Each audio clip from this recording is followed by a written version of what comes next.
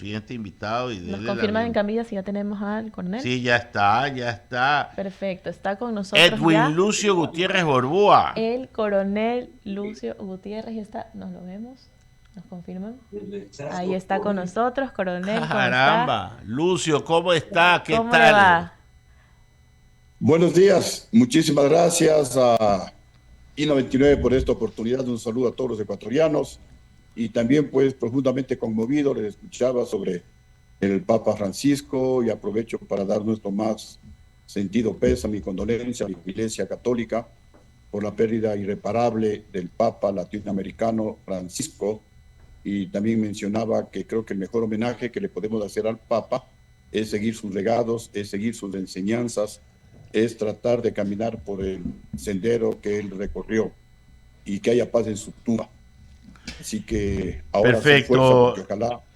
presidente Gutiérrez, gusto en saludarle. Ya le voy a dar paso a Amanda, pero la fecha de hoy, 22 de abril del 2005, usted salía por la azotea del Palacio de Carondelet en un helicóptero. Imagen que la repito porque es una de las cosas que ha quedado grabada en el tema. Ya sobre su caída hemos hablado bastante desde el año 2005 hasta acá.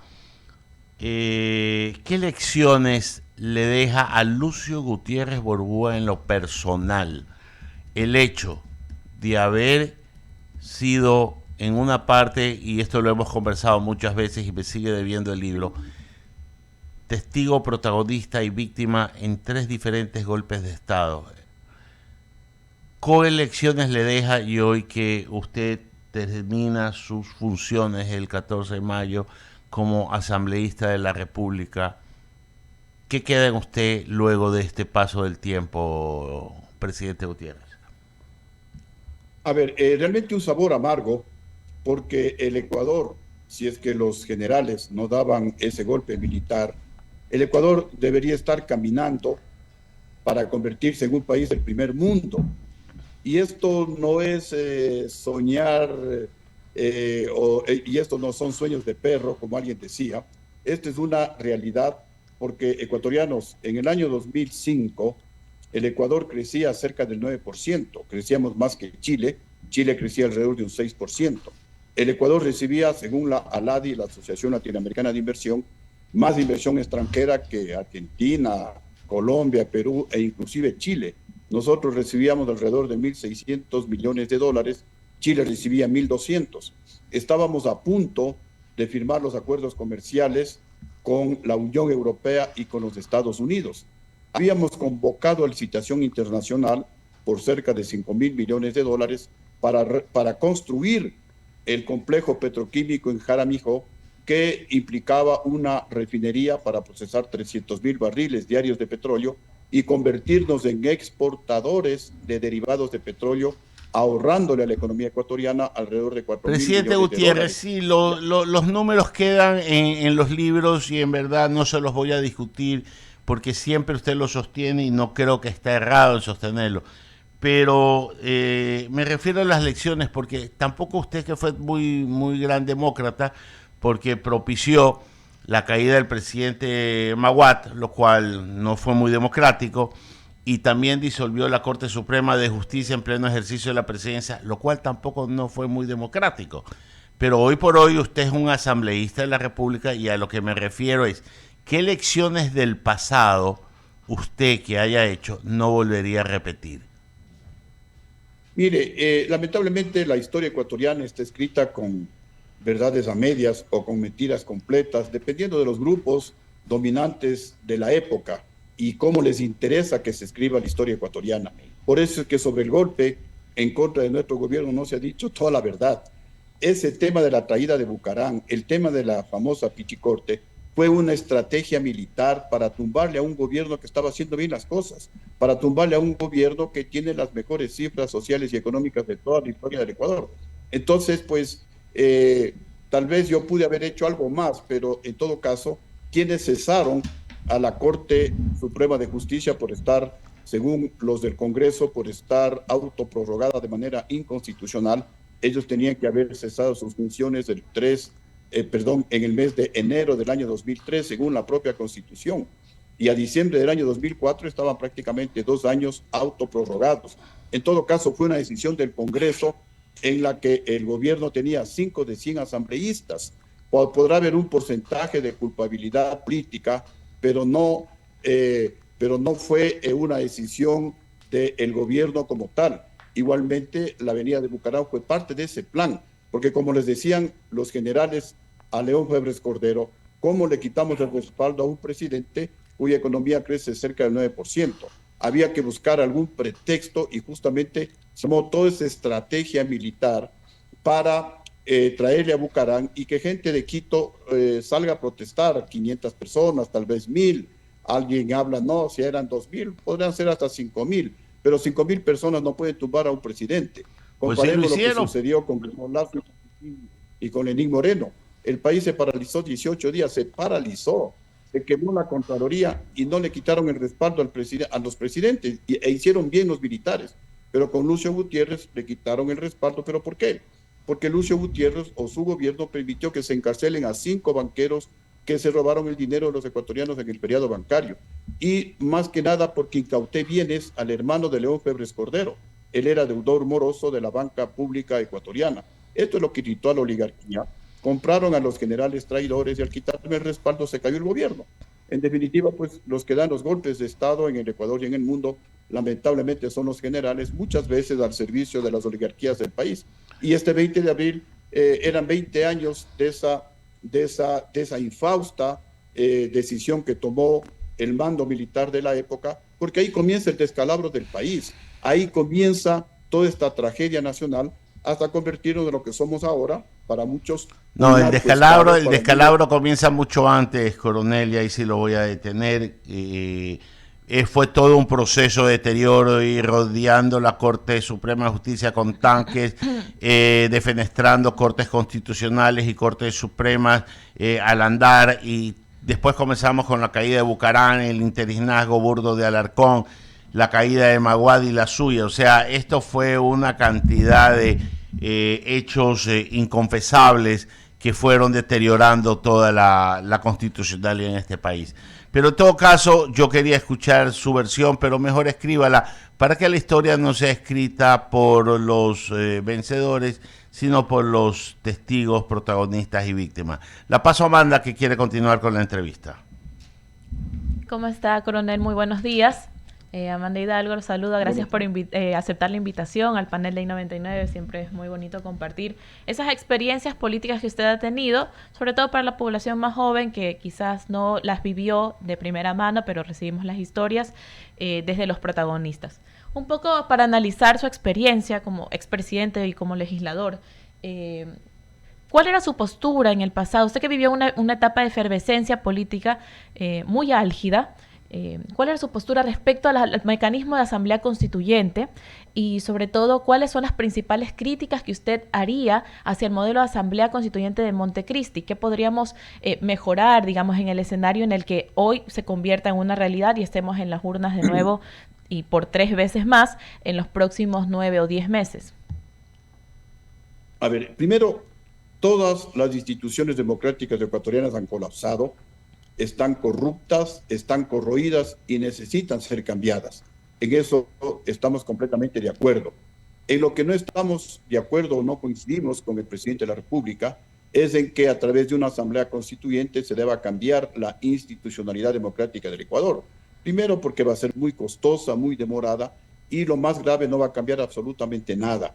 ¿Cuál es la propuesta en base a nuestra experiencia que tiene el Partido Sociedad Patriótica, la lista número 3? Y no de ahora, desde unos 10 años atrás. El Ecuador tiene que ser refundado, tiene que ser reseteado. El Ecuador tiene que nacer de nuevo porque, repito, todas las instituciones están colapsadas, todas. Entonces, ¿quién es el que puede refundar al país? Es el pueblo. ¿Quién es el soberano, el que tiene ese poder? Es el pueblo ecuatoriano.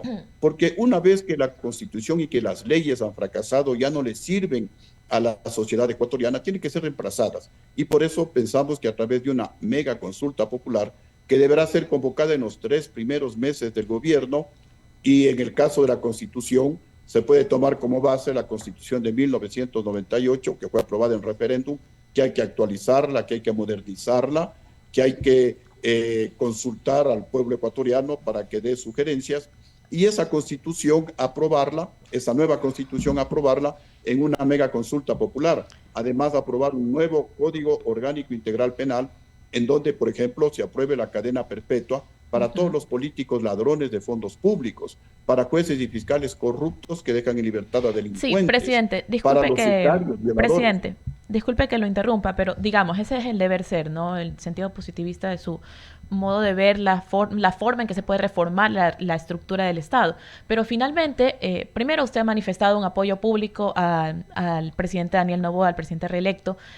Quizás podríamos entender que, de acuerdo a las declaraciones del ministro de Gobierno, la Asamblea Constituyente podría hoy ser ya una realidad. Así que yo veo muy difícil que reculen en ese sentido y que se cambie el mecanismo de Asamblea Constituyente por consulta popular. Entonces, en el escenario en el que esto sea un hecho, se convierta en un hecho y el gobierno tome la decisión de llamarnos a Asamblea Constituyente, ¿cuáles serían las principales observaciones que usted haría en las reformas de los cuerpos normativos, principalmente, bueno, de la estructura de la Constitución, para eliminar estas instituciones que a vista y paciencia de todos se han visto corrompidas, no solo en los últimos periodos, sino a través de la historia? Mecanismos como, instituciones, entre comillas, como el Consejo de Participación Ciudadana, que no ha nombrado a las autoridades haciendo ese su único trabajo, en fin. ¿Cuál sería entonces realmente esa observación dentro del escenario en el que la Asamblea Constituyente sea una realidad? A ver, primero, volver a las tres funciones del Estado: ejecutivo, legislativo y judicial, con lo cual desaparecen estas instituciones que nos han llenado de vergüenza a los ecuatorianos, como el Consejo de la Judicatura, el de Participación Ciudadana y Control Social y el Consejo Nacional Electoral. Devolverle a la Contraloría la capacidad que tenía para dar el visto bueno antes de que se firme el contrato de una obra pública, no como hizo Correa, que le quitó esa capacidad y la Contraloría interviene cuando ya se han robado la plata y cuando han fugado los ladrones. Volver al Tribunal Supremo Electoral, que era constituido por los representantes de los 7 partidos más votados en elecciones nacionales, porque esto permite materializar lo clásico en la democracia, que son los pesos y los contrapesos, porque cada partido político controla los votos de su organización y eso hacen los 7 representantes, y con esto se permite respetar la voluntad y la soberanía del pueblo ecuatoriano expresada en las urnas, no lo que hoy sucede, que permanentemente se está hablando de manipulación de los resultados electorales. ¿Qué más? Aprobar la cadena perpetua, yo creo que es una necesidad en este momento, para que los políticos entiendan que la democracia, que la política es para servir al pueblo, no para enriquecerse del pueblo. Igualmente, aquellos sicarios que hoy matan y no les sucede prácticamente nada, que vayan a cadena perpetua, que los presos trabajen para que se rehabiliten y paguen por la alimentación. Hacer reformas también para el Código de la Democracia, porque no podemos seguir teniendo candidatos con glosa, con grillete, con antecedentes penales. Mire, yo acabo de venir de un Congreso Mundial por la Paz que me invitó la Federación Universal por la Paz en Seúl, Corea, en Corea del Sur. Y la gente, algunos expresidentes latinoamericanos, inclusive algunos expresidentes europeos, africanos, asiáticos que asistieron, me preguntaban y eran sorprendidos: ¿cómo es posible que una persona con glosas sea candidata a la presidencia de la República? Y eso que no sabían entre telones que las glosas son por mal utilizar el avión presidencial y por haber ido a paraísos fiscales. Entonces, realmente estamos dando una imagen negativa al mundo y todo esto incide en la falta de inversiones en el Ecuador. Nadie quiere invertir en un país corrupto, en un país en donde se compran las sentencias, en donde la justicia está totalmente corrupta, y si no hay inversiones no hay trabajo, y si no hay trabajo aumenta la pobreza y aumenta el caldo de cultivo para la delincuencia. Entonces creo que son estos algunos de los cambios fundamentales, radicales, que debe tener la nueva Constitución de la República, que lamentablemente, si se convoca a Asamblea Constituyente, ojalá pues no sea un fracaso, ojalá yo me equivoque. Muchísimas gracias, presidente, por habernos acompañado. Ramiro. Gracias, Lucio, qué placer saludarlo. Y póngase a escribir ya, pues usted tiene una deuda conmigo. Sí, ahora sí, públicamente, ahora sí, espero no equivocarme. En este año tiene que salir ese libro, así para que la gente conozca los entretelones del golpe de Estado, Sí. para que la gente conozca que fueron los militares los que me sacaron, los que me secuestraron. Bueno, para que conozca del su despacho versión, presidencial. presidente, ya que está en Así socioempleo es. ahorita. Termina de Así. su mandato ahí en la asamblea. Que tenga un buen día. Muchísimas gracias, siempre a la orden. Placer, Lucio. Era el coronel Gutiérrez. Abrimos el espacio de las menciones publicitarias. Por favor. Atención, amantes del shopping, el centro comercial Malecón es tu destino ideal. Descubre las últimas tendencias en moda y las innovaciones tecnológicas más recientes a precios insuperables. No dejes pasar esta oportunidad de renovar tu estilo y equiparte con lo último en la tecnología. Ven al Centro Comercial Malecón, que queda en el Malecón 2000. ¿Sabe qué, Amanda? Cuénteme. ¿Usted tiene algún número especial? ¿Un número especial? No. ¿No tiene un número No especial? tengo un número especial. No, pero así... O sea, de la suerte. Exacto. Me gusta el 6. El 6, ya vea. Entonces hay una oportunidad. Juegue al Pega. Esto es un producto de Lotería Nacional y usted va escogiendo los números que le gustan y así forma usted su cartilla de la suerte. Entonces Pega, puntos de Lotería Nacional, usted lo puede comprar en las farmacias económicas, en Medicity, en lo que tenga usted cerca. Le vamos de a su poner casa, 666. en la página web. No creo que lo puedo, no sé si lo puede repetir, todo se puede hacer. Claro, ponen el 6, el 66, el 366, sí. Claro, todo esto lo puede hacer en Pega, un producto de Lotería Nacional. 099-268-5224 es el WhatsApp del Bankers Club del Ecuador. Haga sus pedidos a domicilio de desayunos, platos fuertes, sándwiches, licores y mucho más. Y lo más importante, Amanda, no necesita ser socio para acceder a este servicio. Y usted, como es tecnológica, puede ingresar también a Instagram, @BankersClubEcuador, su mejor aliado de negocios. Ahí, el Bankers Club. Y ¿sabe qué? Yo lo invito a que vaya al Malecón 2000, vaya, porque ahí está la perla. Puede usted darse una vueltita en la perla, ir al mercado del río, tomarse unos cafés, dirían en Manavís, en los jardines del Malecón, que hay unas lindas cafeterías, ir al... Ver la ría. Ver la ría. Hay lugares